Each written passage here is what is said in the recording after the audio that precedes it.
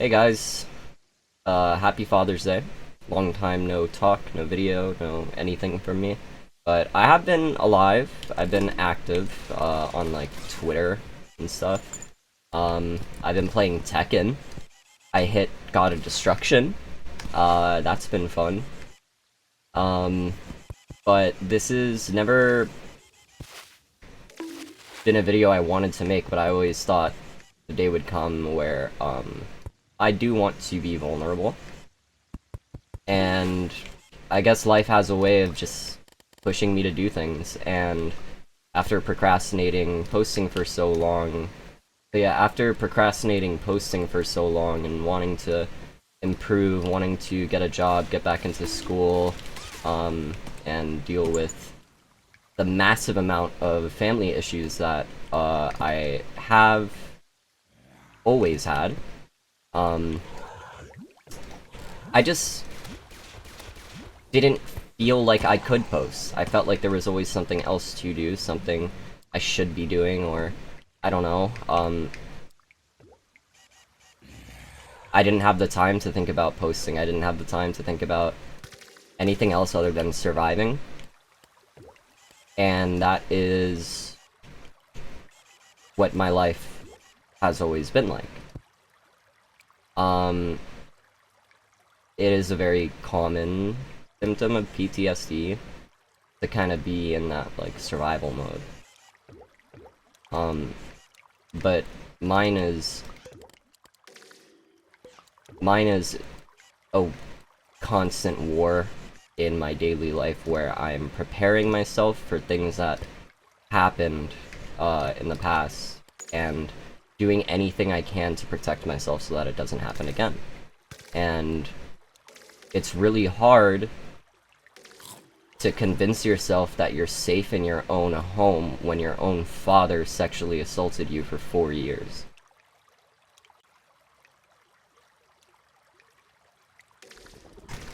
And now he's dead.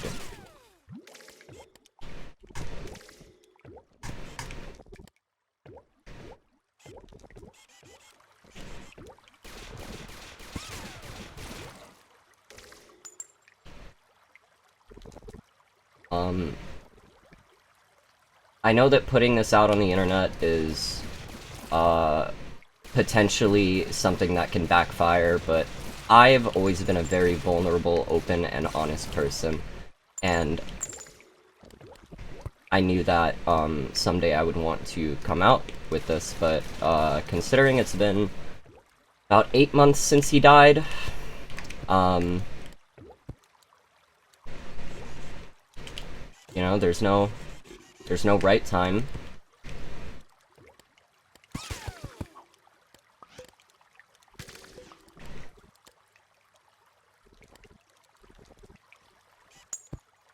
I didn't talk to him for a year or two before he died, either. So he did what he did. He also beat my mom. He's the reason we lost the childhood house.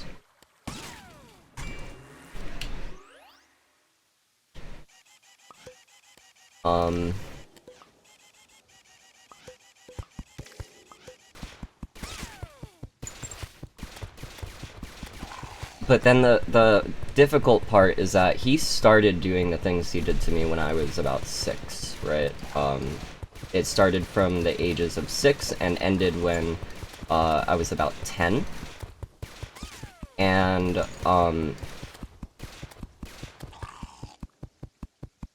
like when I told people, they didn't believe me, including my mom. I'll never forget, I think I was in the 2nd grade. I would have been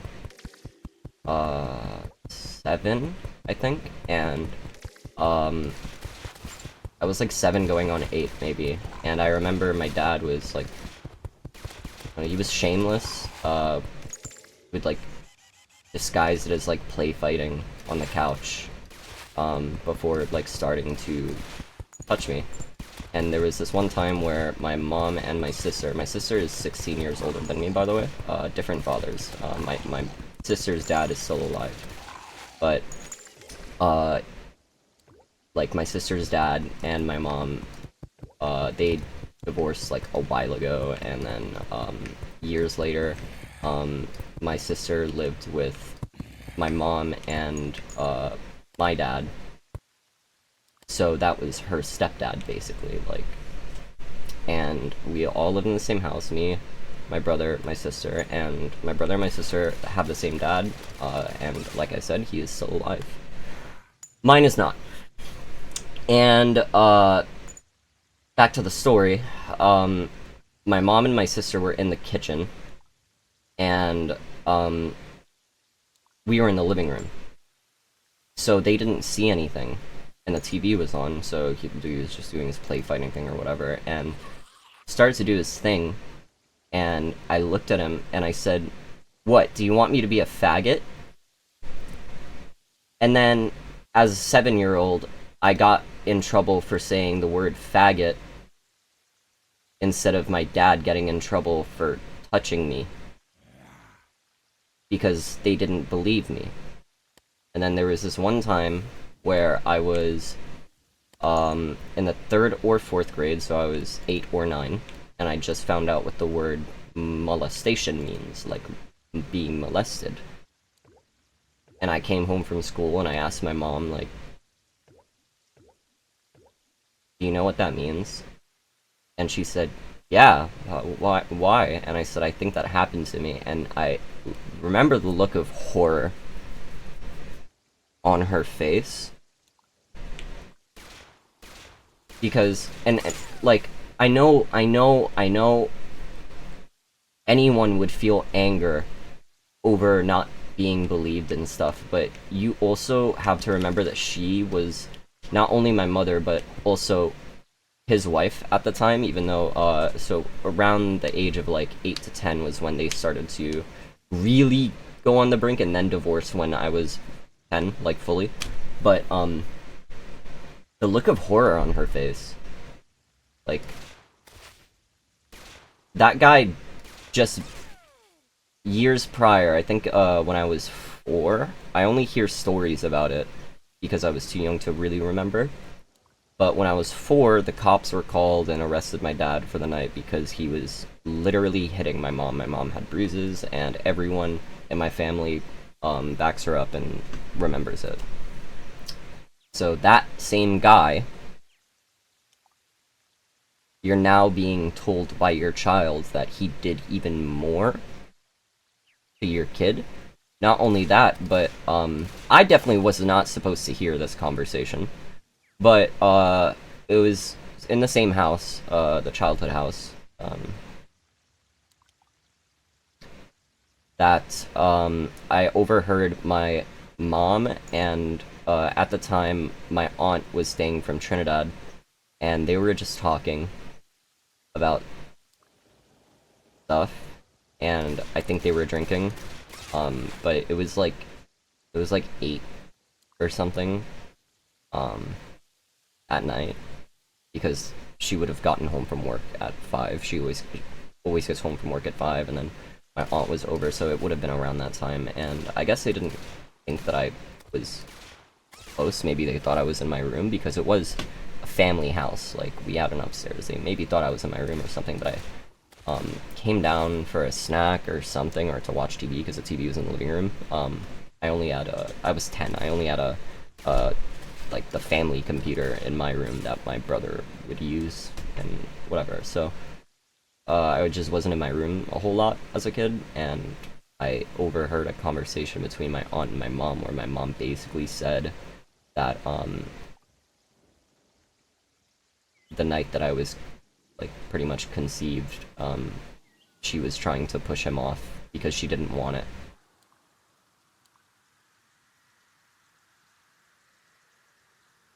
And my mom is from Trinidad. She is West Indian.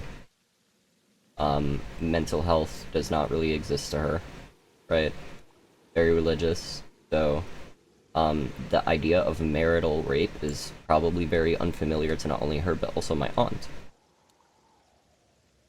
So,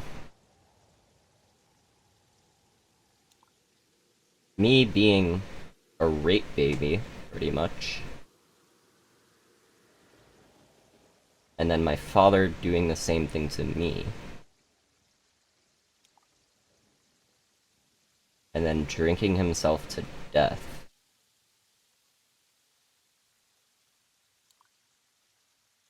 Is just like, what do I do from here?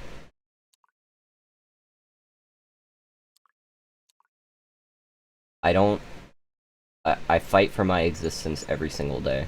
I've been in therapy for...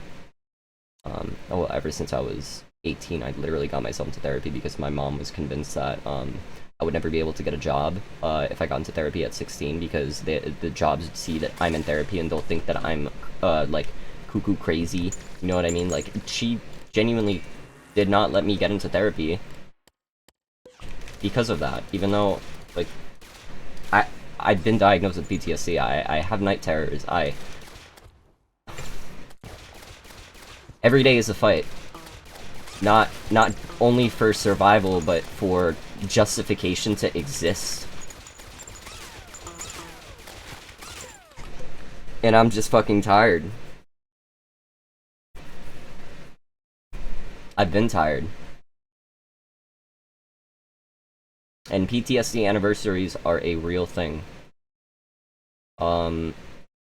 Every Father's Day, his birthday is within the same, like, month time span. I would always have to call him, and I stopped after I hit a certain age because my mom would, like, guilt me into it, and it's just a whole fucking layered thing. But yeah, I get really bad anxiety, and my nightmares spike and have spiked literally. Like, he's been dead. I have not seen him in over 2 years.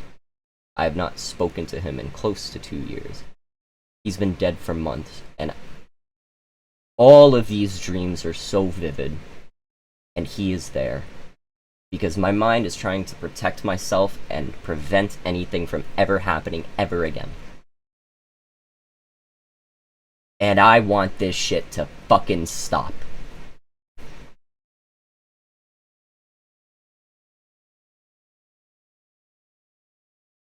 I hate my dad. I've hated him for a long time.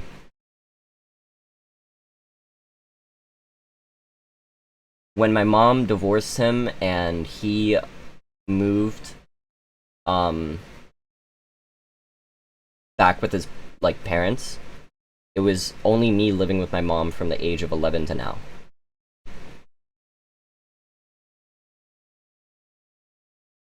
He would get invited over for my birthdays, and that only ever stopped around, like, 18, 19, like, when I turned that age, because I would, like, purposely go out and do things so that there was no chance of him getting invited or him coming or whatever. Like, he showed up to my fucking high school graduation even though I didn't want him there. Like, that... Whatever.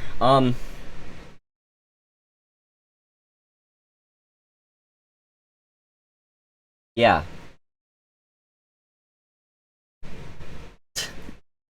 Like, I don't know.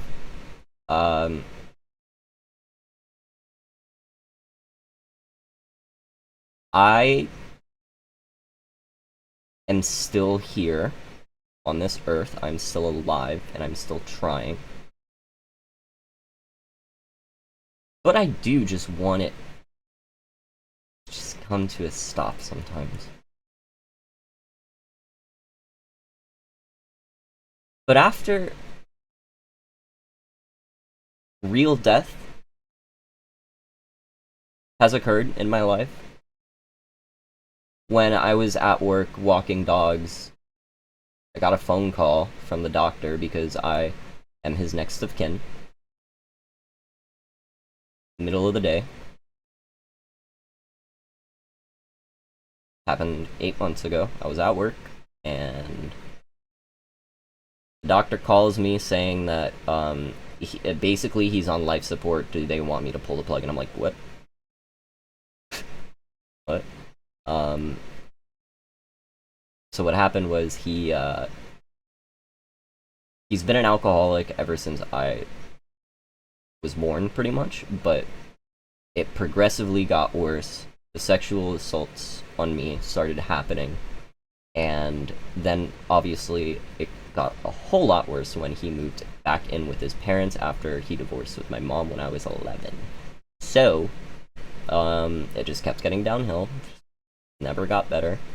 And the doctor basically said he showed up with a head injury. No foul play or anything. Like he just was on a bender or something. Then he drank a bunch and hit his head. He already did go into liver failure twice before.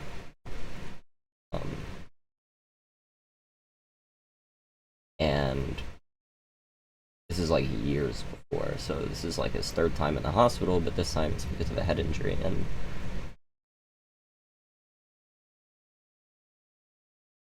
I'll never forget that day.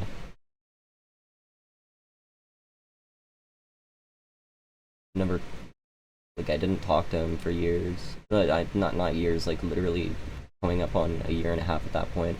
He left me a voicemail, because he was trying to get in contact with me and wish me a happy birthday. And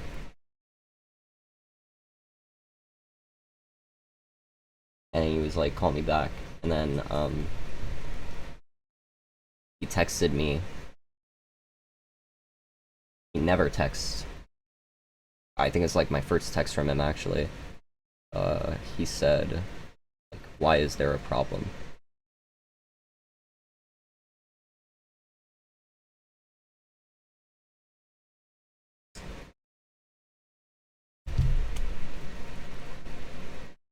And even though my dad did what he did to me, and even though he did drink himself to death, what if me not picking up killed him? What if... And I know none of this is reasonable to be thinking. It's not okay. None of that is okay. It's not reasonable, but...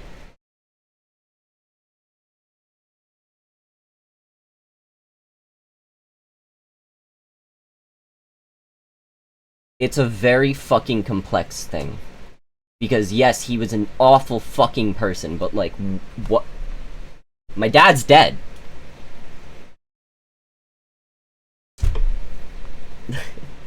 Happy Father's Day. I just want to put that out there. Give your dad a hug. Like, if you have anyone at all who believes you and supports your story without doubting you in your family, remember, you don't get to choose your family, okay? If you have that, fucking cherish it, okay? Please? Thank you.